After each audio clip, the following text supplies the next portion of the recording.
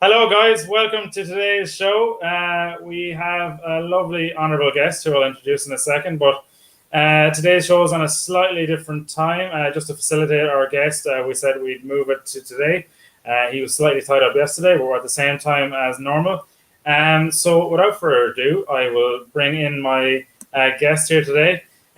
We have an Australian guest that is by no mean feat the person who has the same birthday as Peter Norman. Now, from my own side, I'll let you, Sam, take that reference and give us a bit more context on it. But welcome to the show. Yeah, thanks very much, Rory. It's a pleasure to be here. And hello to all the other welcome stampers on the island of Barbados. So, as I mentioned, I saw from very first references when we connected through the group that you have a birthday that shares with Mr. Norman. Is that right? Yeah, he was. Where does all that connect? Is that just the Australian team through it? Well, I mean, I don't know if people know who Peter Norman is. Most Australians don't realise who he is, but he's very famous because he was the third person. If you remember the Black Power salute at the Japanese Olympics, Mexico Olympics, with the two gentlemen with their hands raised, he was the third guy. He was the white guy, the Australian guy who came second in the 200-meter race. And so he was a believer in social justice and racial equality. And I think it's really important for us as white people who have privilege to stand up and also support racial injustice. So we've seen a lot of issues, especially through last year, especially where I was previously in the United States. There's some significant racial issues in the country. And I think it's important for everyone to stand up and be counted in support in racial injustice. Yeah, and absolutely, especially with everything last year with the movements through the US specifically that sparked everything globally through Black Lives Matter. And that's probably a very good point to maybe go into in a bit more detail. But first of all, to give everyone a small bit more context, maybe do you want to just give us a little bit about yourself and maybe why you brought yourself out to the island and you sit in a sunny paradise versus the US? Yeah, no worries. So I'm Australian, obviously. I've spent the last 2.5 years, almost 3 years, working in New York. I was on an E3 visa, which is a special visa category for Australians to work in the US. I think at some point, Irish people will actually get access to the same visa. So it's a 2-year renewable visa, but we don't have access to a green card or citizenship. So it's actually pretty easy to get. It's low cost. And is it similar to the kind of access that we would have had that I have actually used before? I was down in Australia in 2011 and we had the working holiday, but then you can get it extended. Is it a similar, I'd say, timeline, but a different visa? It's a different visa, right? So an employer needs to say, yes, we'll hire you. Yeah. And then you have to go through a US consulate to do an interview, do some paperwork, and then you can start work. Wow, nice. And so you get access to work in the US as an Australian. But currently, the Australians are the only one who have access to this visa category. And there's about 10,000 visas available every year. Interesting. So if I'm to backstep a few minutes, there's so much I want to talk about already. Where are you from back home? And we'll get to the US in a minute and we'll build up to maybe the more cultural issues, as we said. But step right back. Where are you from back home? Yeah, so I grew up in Melbourne, Australia. Lovely. Down south, so I'm a Victorian. But I've also spent a lot of time in Sydney. So I'm a dual citizen of 2 cities. Wow. So actually, funny story, back in 2011, as I mentioned a few minutes ago, I lived in both, actually Sydney, based in Bondi, playing for Randwick. And then actually we went down to the tennis at one stage for a week down in Victoria and Melbourne. And that's not too long ago, just gone. I think there was a lot of controversy at the end of the tennis towards all the crowds and all the rest of it, from what I remember. Yeah, I think there's a lot of anger in the Australian expatriate community in general because of the hard border in Australia. So there's a lot of Australians who want to get home but are unable to get home because of the arrival caps due to COVID. And then the government basically said, hey, if you're a professional athlete and want to come to the Australian Open, come on in. So bizarre. Yeah, and so, there's been people waiting since March last year to try and get home.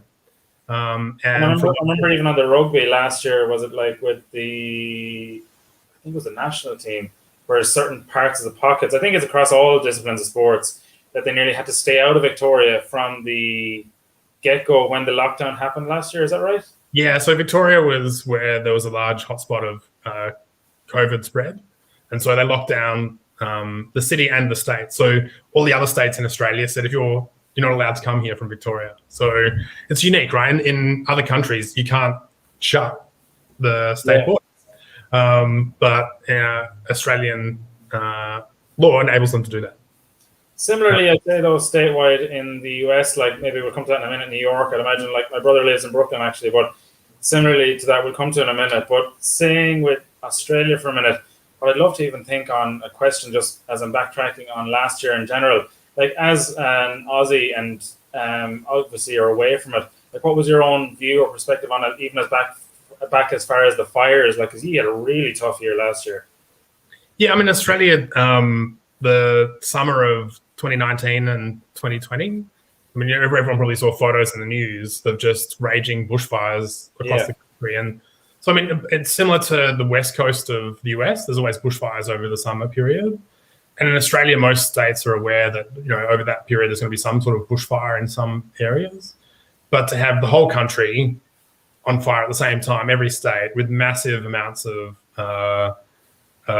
areas of the country being burnt, it was unprecedented. And I think that's probably a word that a lot of people have used to describe 2020.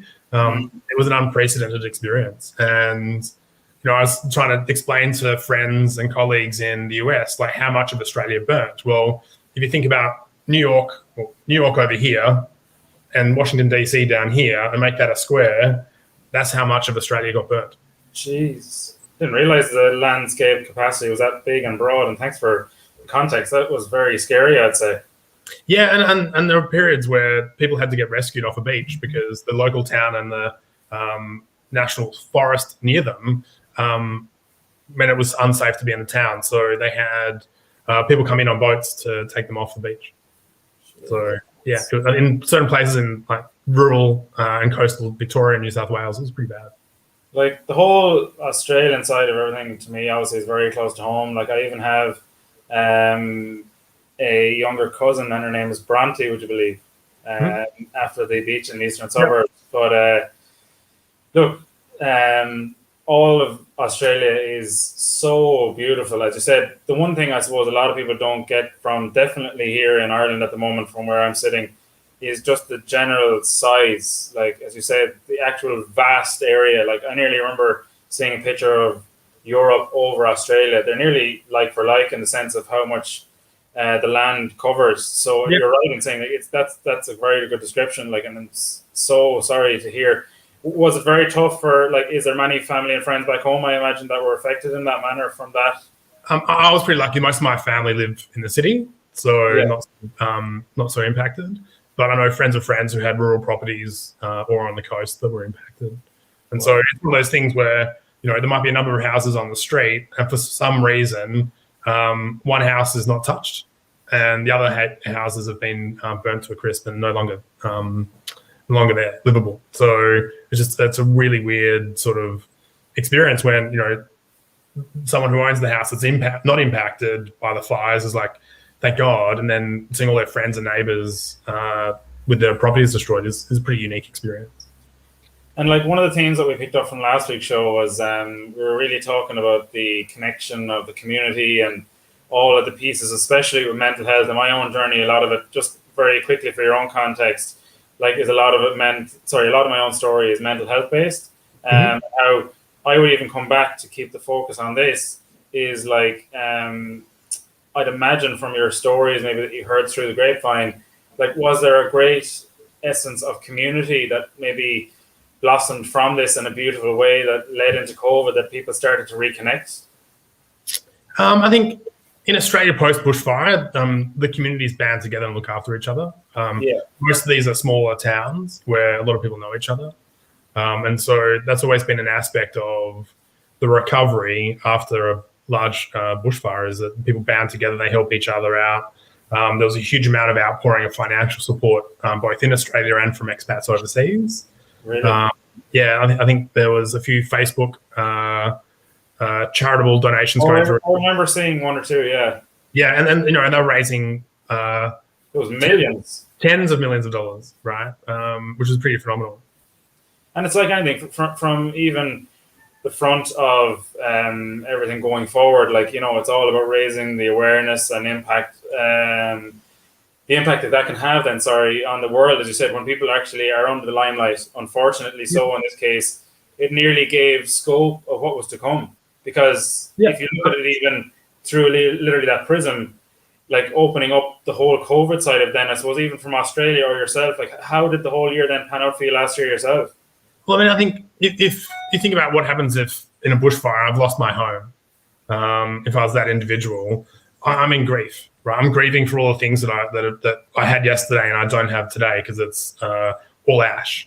And I think everyone had that experience with all the COVID lockdowns from March onwards, because we suddenly had to give up and lose our lives in some aspect. I was in New York, which was pretty scary in March, April, and May last year. And so our whole life was upended and we lost connection with friends, being able to go outside or feeling safe going outside. And so there's a large part of our lives that we're grieving over. And so I think everyone has gone through that process of grief throughout 2020. So if you could, I guess my viewpoint would be, if you were to theme last year, because of the global pandemic, everyone's had to go through and grieve in some way, shape or form, either for loved ones that they lost because of the disease, or aspects of their lives were so significantly impacted that they felt loss for what they've lost. That's incredibly hard to hear, and I'm sorry that the context of that is the way it is. And like, from then your own story, from even the Melbourne side of it, like, where did everything start? Obviously, we'd say prior to all these pandemics and everything else. We'll come back to COVID, I think, because it might nicely tie into your move to Barbados. But where does your journey start? Like, what was you, say, back when you were a young puppy and back through? Yeah. No worries. So, I mean, I got the travel bug when I was 19. Yeah. I joined a Camp America program. So I was a camp counselor in the US. I traveled to London, where my sister was, spent a couple of weeks there, and then went to South Carolina to work on a summer camp. I loved the experience. I spent another 6 months back in London working as a waiter and working in pubs. And I loved it, right? I loved experiencing different cultures and meeting different people. And so I've always tried to find roles that have some sort of ability to enable me to travel. And so I ended up coming to the US again in 2001 to study on a scholarship. I stayed for a little while, then went back home to Australia. Then I moved to London. I've worked in Germany. I've worked in Dubai.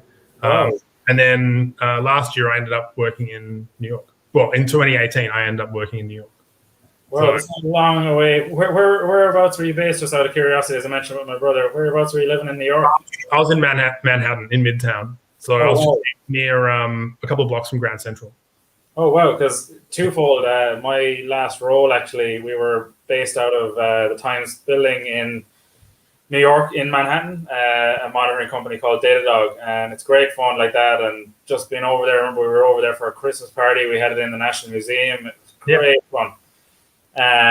But that whole thread of the conversation earlier, like, maybe to pick it up and keep that connection flow on it, like, I suppose the fact that obviously you spread your wings very young, you're obviously very, very thorough and you love exploring and connecting, and my God, it's a career to actually take a lot of stock with, and actually I'd see a lot of visions in my own head listening to that. Like, with everything since you were younger, like, did all of those experiences, globally speaking, lead you to where you are now in one way, shape or form, but nearly kind of build a mold for something like a pandemic to hit then when you're away from home?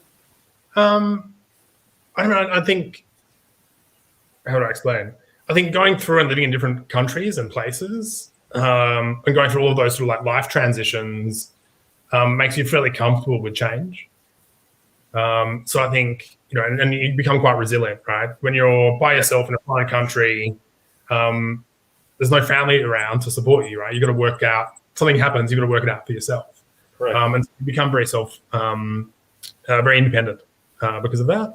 And I think that's some I'd say definitely prepares you for an experience like being in a pandemic, because okay, life's changed again. What's happening? Let's move on and work out how does this work for you. Some people are very active. Some people are less active. It depends on how everyone copes with the experiences they're having.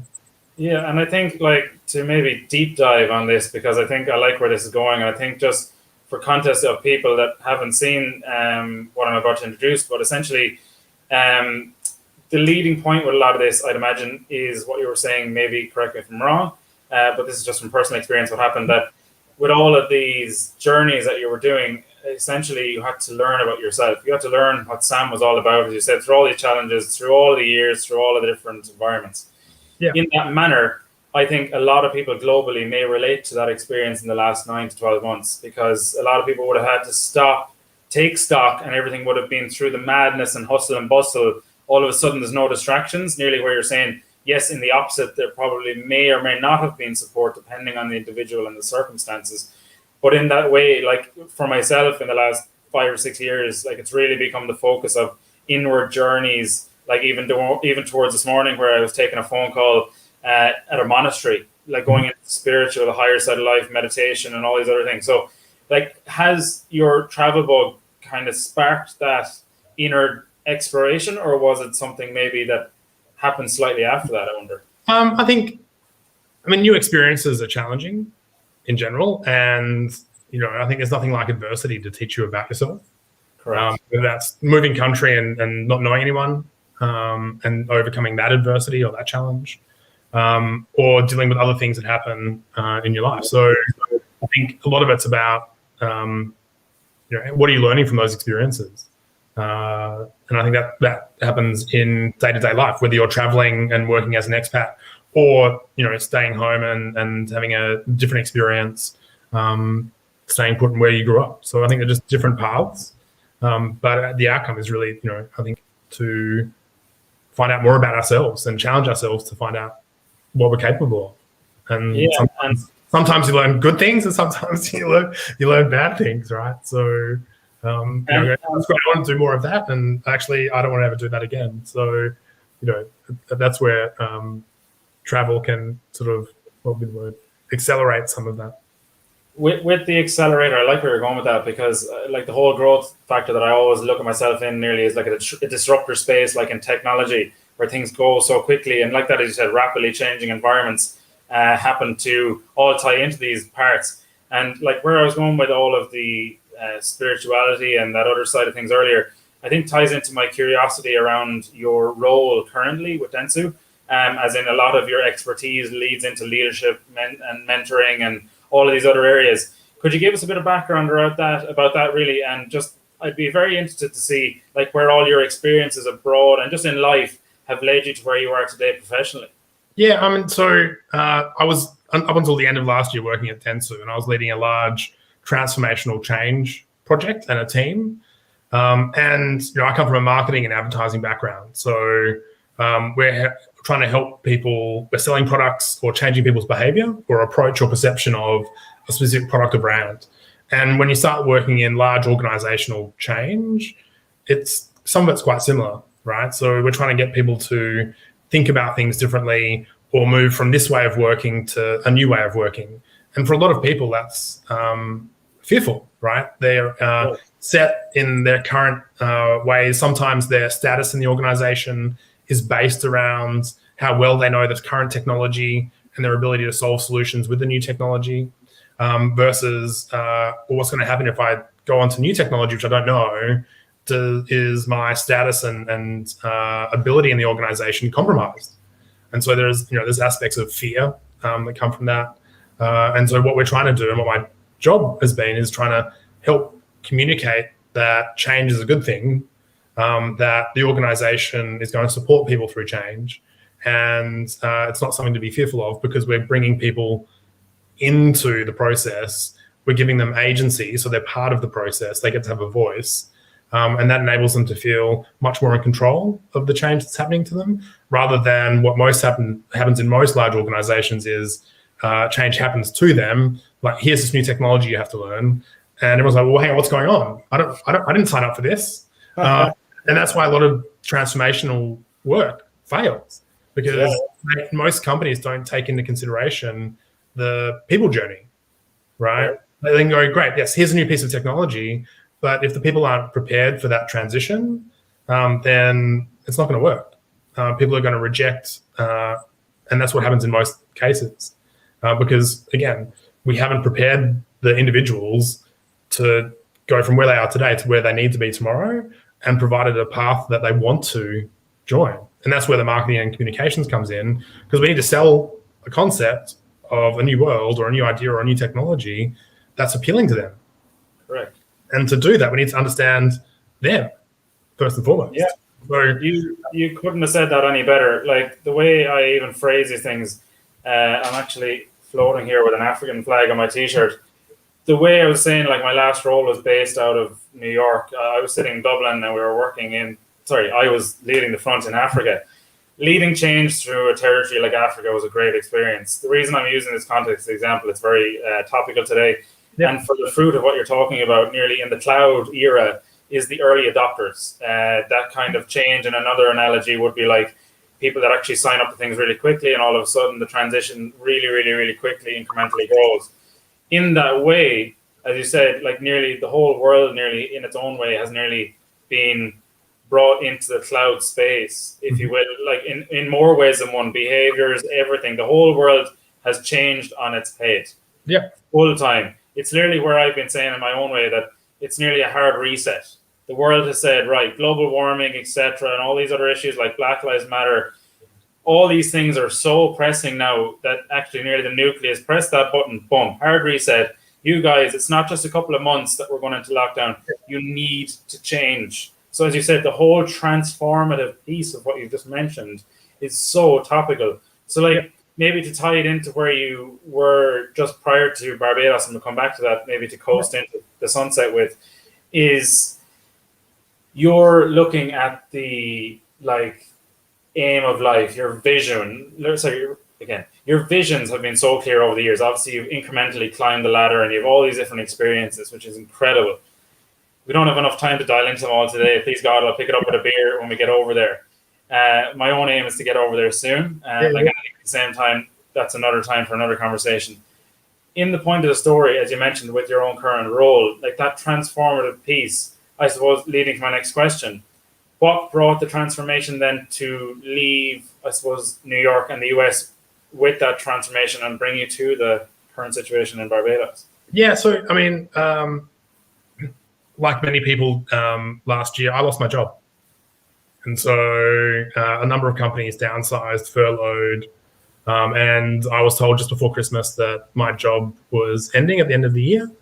Unfortunately, as an expat on a visa, that has broader implications. So without a job and employment in the US, I have a very small grace period within which I can either change to a new employer and a new visa or leave the country. And so I had 60 days starting Jan 1st to either find a new job, a new visa, or leave the country. So that didn't work out for me. I didn't find another job. And I had to make a decision to leave the US. And then it comes down to, where do I go? So I can't go home to Australia because there are arrival caps and it's very expensive, because there's a flight from San Francisco to Sydney and they're only taking 30 people per flight.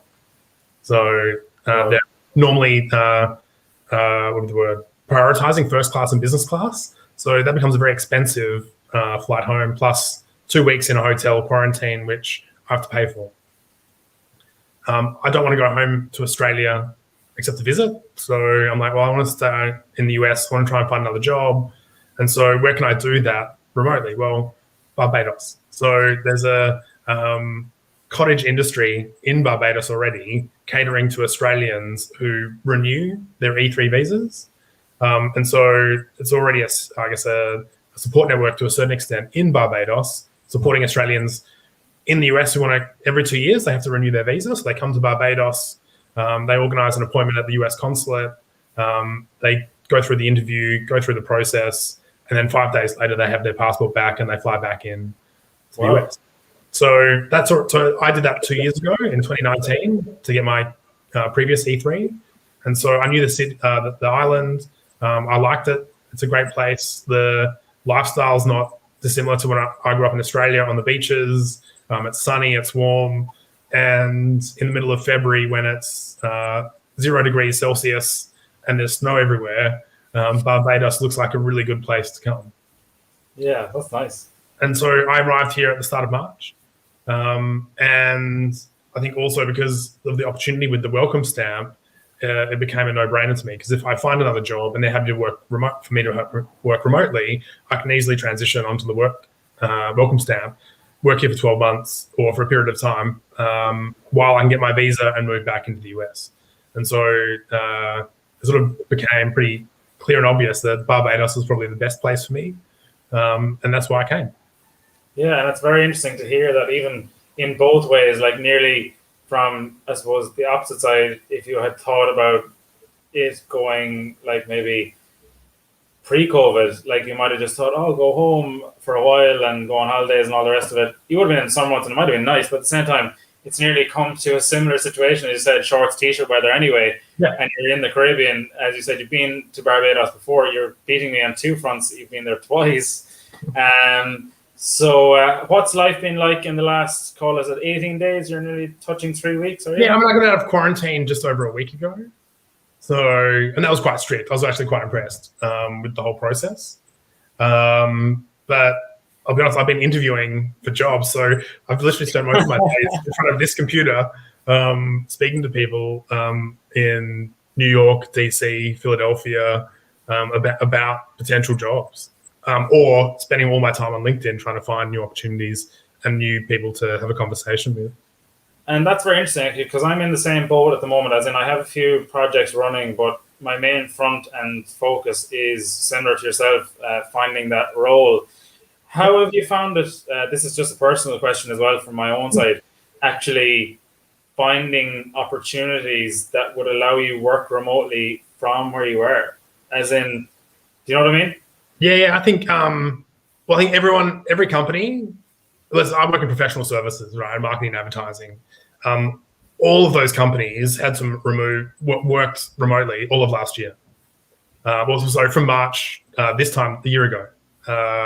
So all of the businesses have realized that we can operate pretty well and continue and grow potentially with a remote workforce. And so I think, most companies now would be like, we don't really care where you work as long as you're great at what you do. And so that's what I'm hoping in relation to finding a new role. But it takes time, right? I think until everyone's vaccinated in the US, working remotely is still going to be the name of the game.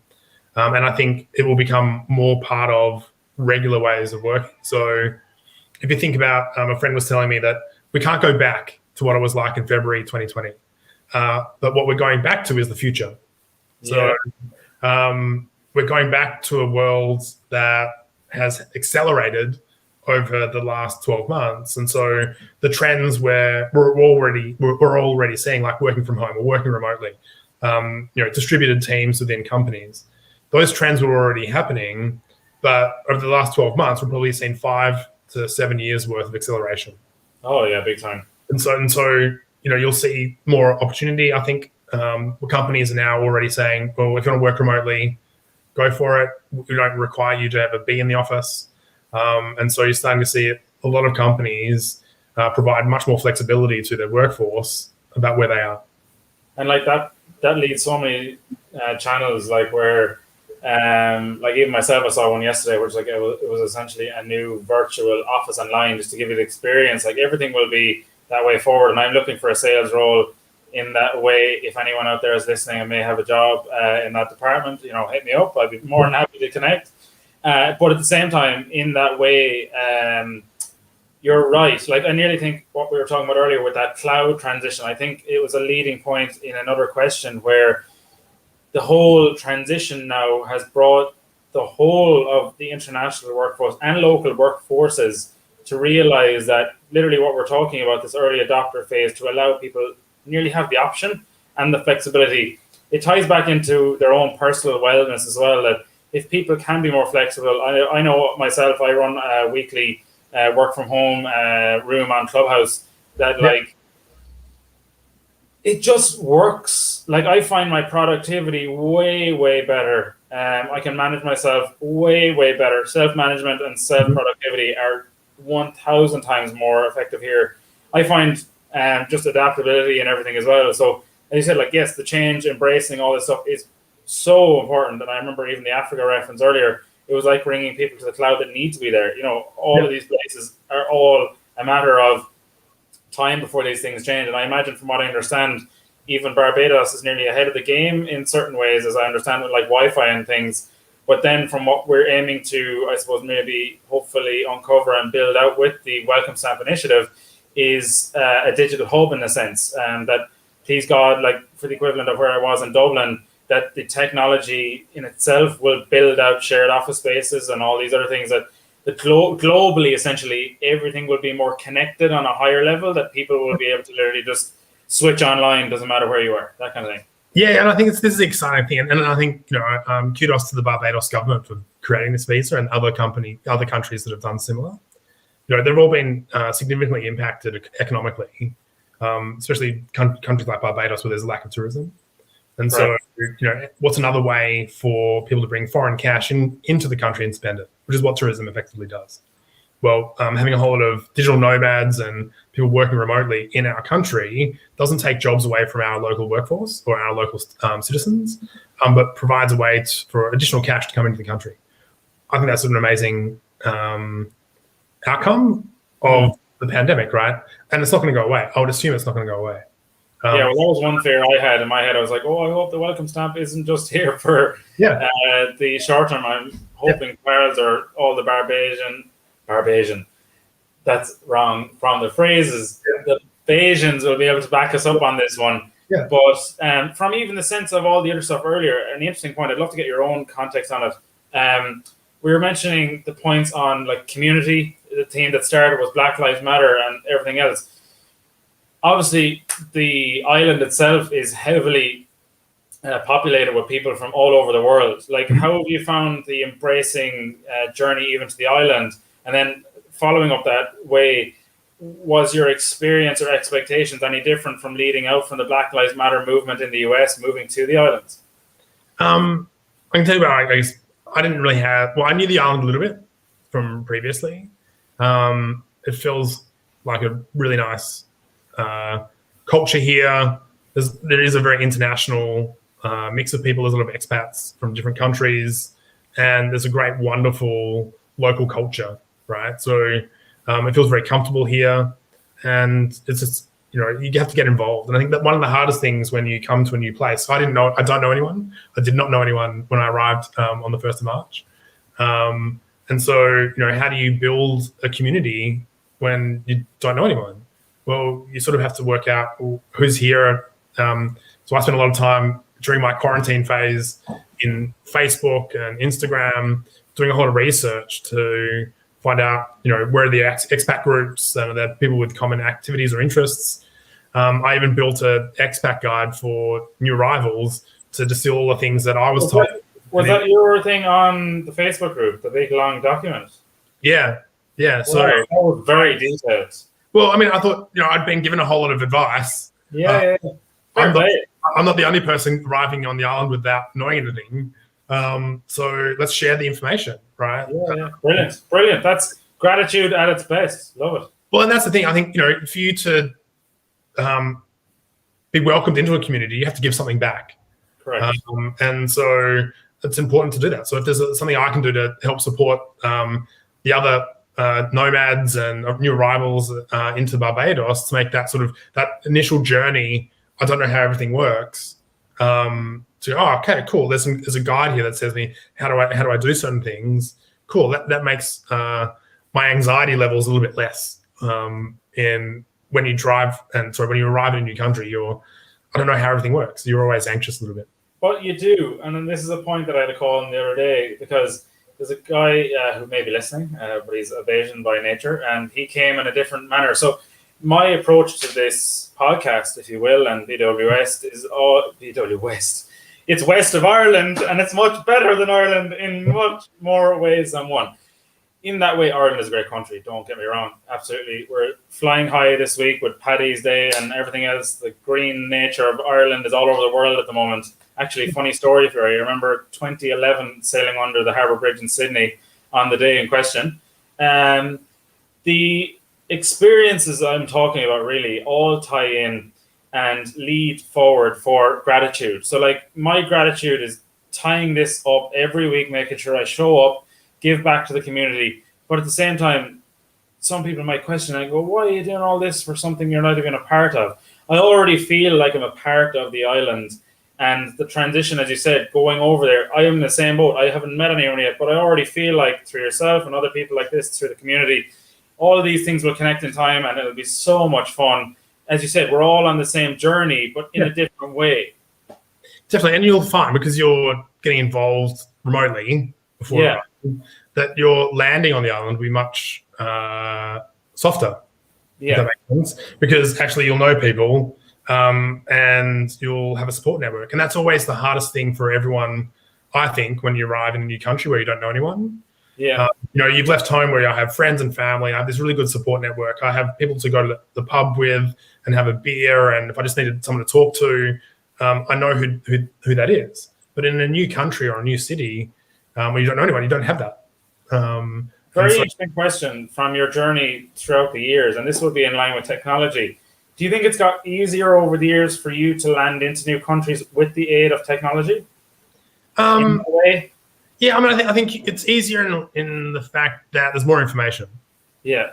Right. But I mean from connecting to people nearly ahead of time like I'm doing. That's what I was thinking. Like, did you approach that similarly, trying to reach over before your moves, like to different places you're going, or did you just kind of land on the sand literally and go, right, I'm here and I'll worry about it then? I think it's this trip was get here and worry about it then, because I had to get out of my apartment, get everything in storage. I had to repaint my apartment, I do all that sort of stuff, and then hop on a flight literally the next day. But it depends. I think in some places where you know someone or know a couple of people, there's an in or there's an access. You have access to a local community through one or two people.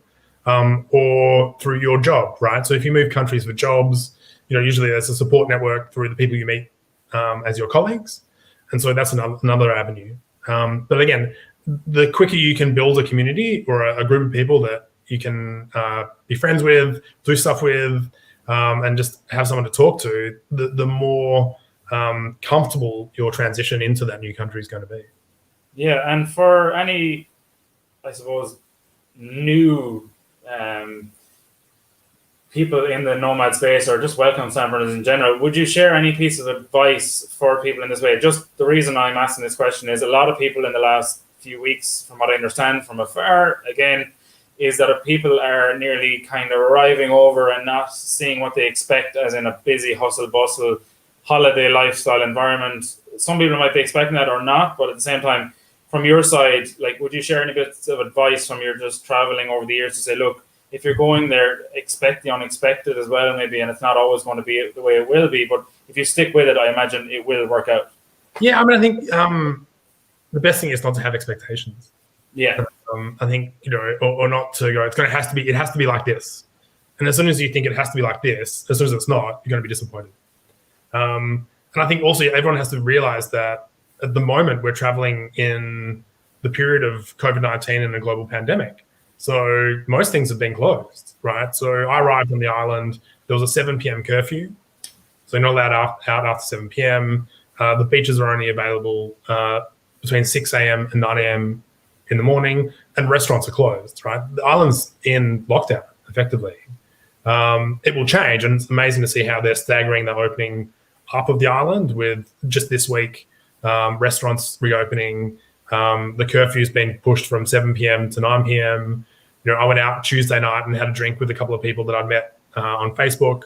It was the first time I was out and having a drink at a restaurant and a meal in 10 days, 12 days.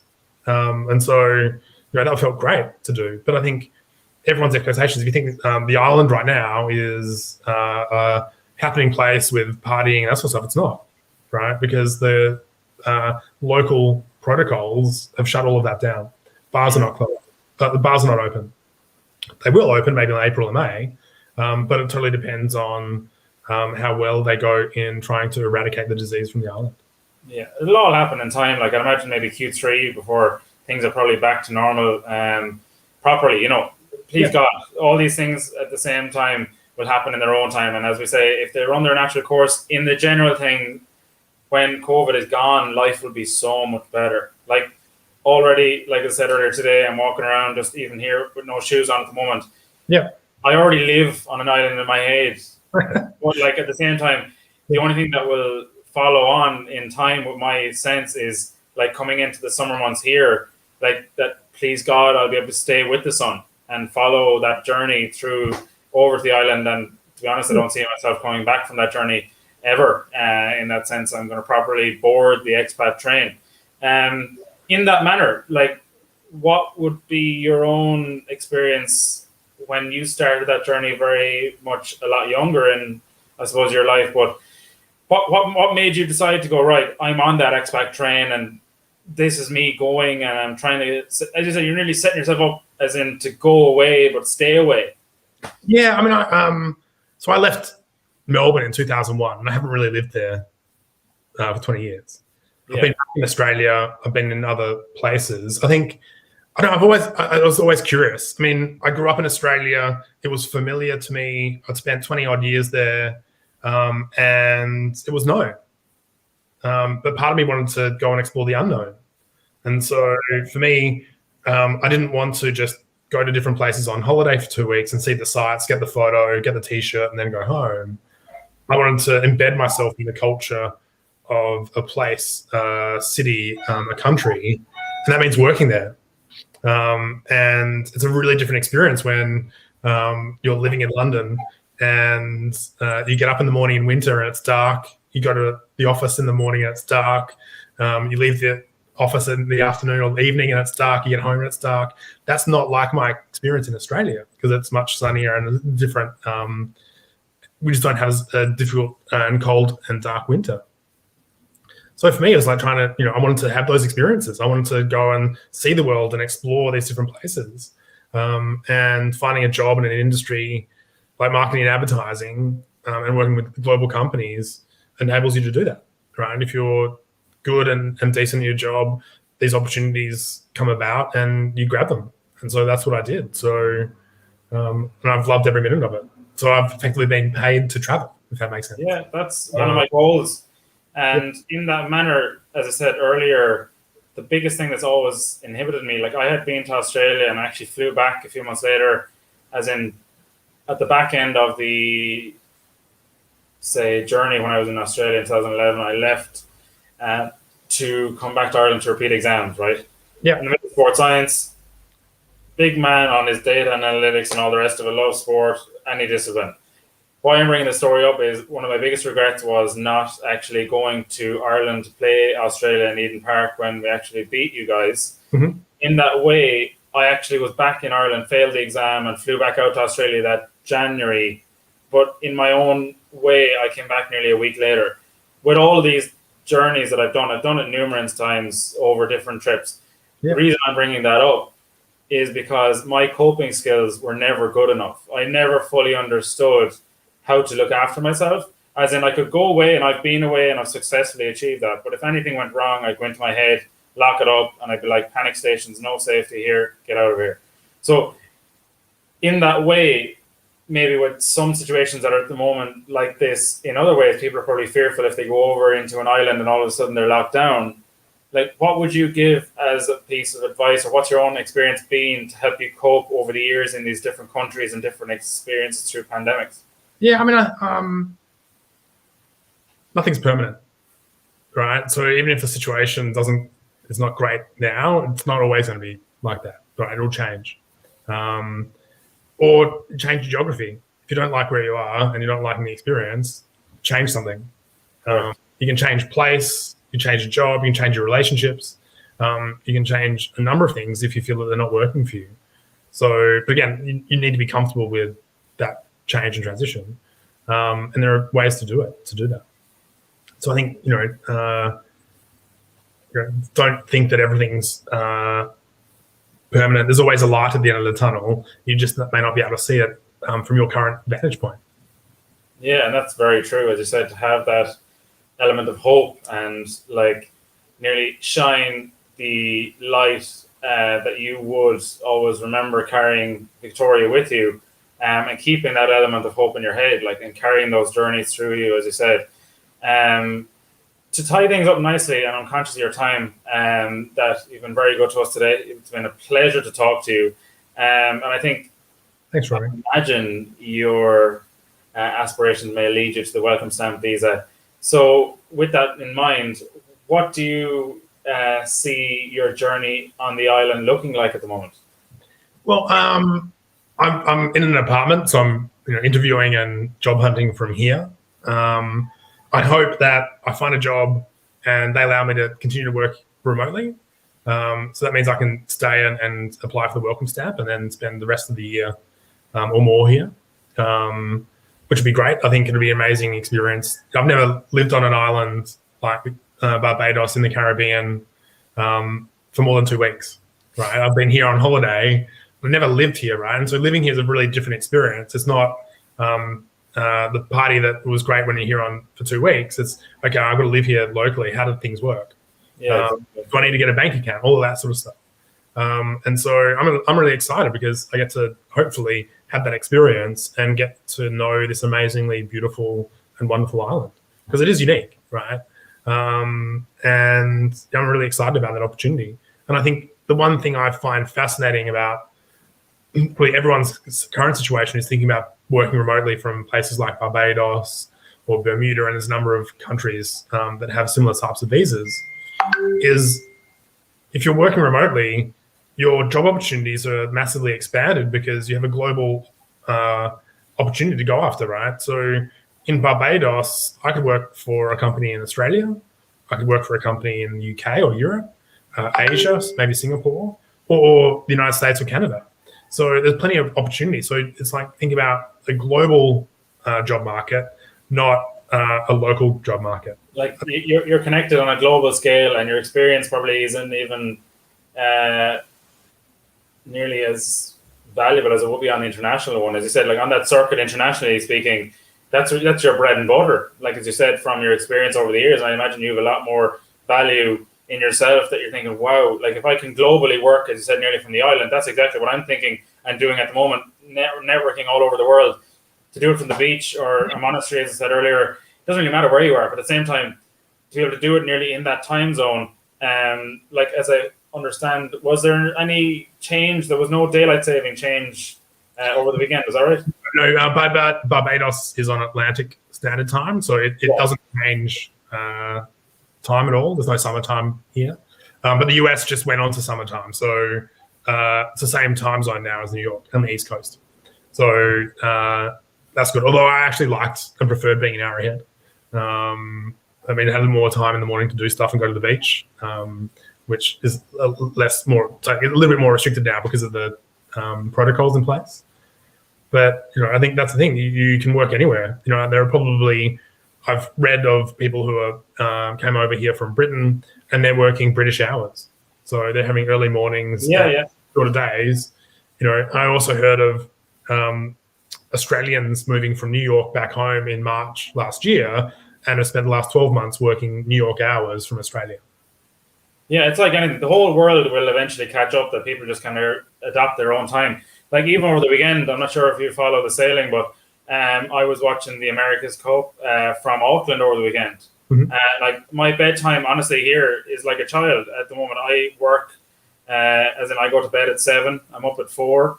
But to be fair, like, the sun goes down, I'd much rather be up online in another world when, like, I can do my own thing. Like, not that just Ireland needs to be online from 8 to 4 or 5 every day.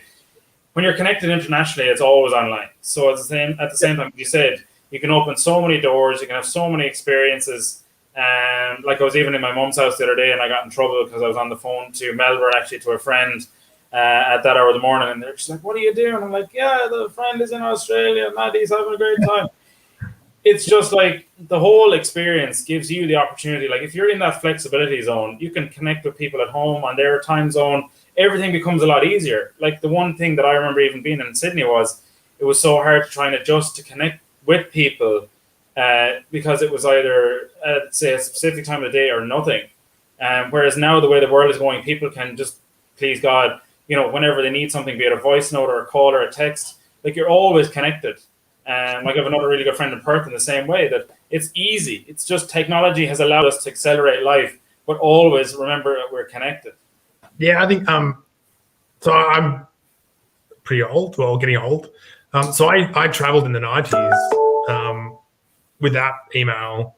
I had an address book, and I'd get address and phone numbers, and I'd write letters, right? So that's what we did pre-internet. And then, in late 90s, we got email and that sort of stuff, and that changed the game because it's much easier to stay in touch with people you meet through life in different places. So I've been really lucky to have met people since the early 2000s, having an email address and stay in contact. So the one great thing is I get to go and visit people in different countries because I've known them for a long time. Yeah, that's nice. And they get to show me around, their country, whether that's the Netherlands or Argentina or different places. That's the wonderful thing about traveling and meeting people and getting to know people, is that it provides future and more opportunities for you down the track. There's a lady that I've been in touch with. Have you come across Yvonne yet? She's been on the island, and she's very much in the way of podcasts and stuff.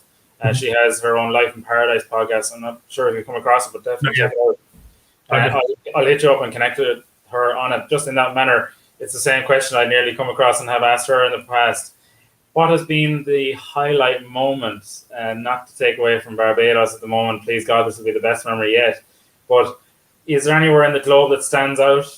Maybe outside of home? Does home take first place? Where's your podium places on places you've been all over the world? I think I don't know. It's not a place, I think. Well, I think people make the place. If that makes sense. So I could be in the most amazing place, but with a whole lot of people I don't like, I'm going to hate it. Or I can be this really dinky little shed in the outback Australia with some of my favorite people in the world and have an amazing time. So for me, it's not necessarily the places, but it's where the people are. And so for me, there's a handful of places that I've had that experience, right? New York, Philadelphia, home, Melbourne, Sydney, London, so Amsterdam. There are plenty of places where I've been lucky to live and work and meet some amazing people that have made that time for me really comfortable and really exciting. There are also, I have the opposite though. There are some places where it just hasn't worked out for me. I wasn't able to really connect with people or have that experience. But yeah, I think everyone has a different viewpoint on different places. But for me, it's always been where have I really enjoyed and made some good friends. From even that question, the first thing that jumps to mind is a lot of the times I did in 2014, I traveled and I did a lot of skippering in Croatia in the Med. And by and large, I think, is it traditionally something that happens from Australians that the reason I'm saying that is I remember so many Aussies would have traveled up to Europe, like maybe after, I suppose, the late teens, early 20s. Just in packs, like honestly, so many people together. Was that a similar experience for you at the start of your own journey, or did you head off on your own? Yeah, I mean, back and say, all right, I'm out of here. I think it's similar. I mean, Australia is so far away from everywhere, and so I think it's part of a cultural norm is, when you finish high school or university, you go traveling. Yeah, we have access to a 2-year working holiday visa in London. And so that was the route that a lot of people took. And I'll go and live in London for 2 years, work and see the world. I'll go to London and work on some yachts in the Mediterranean. Right? There's plenty of Australians around because that's sort of like our path. Right? A lot of Australians will take a gap year. Yeah. Finish high school, finish university, and then go, you know what? I'm just going to take a year for me and go and explore and see the world, because when I come home from Australia, it's so far to get anywhere. And so Australians have always been outwardly looking, and so we travel a lot. I love it. It's just part of the culture. I think, in America, everyone goes away to college, right? That's a defining moment in most people's experience. at home for Australians is we travel overseas. So and it's great.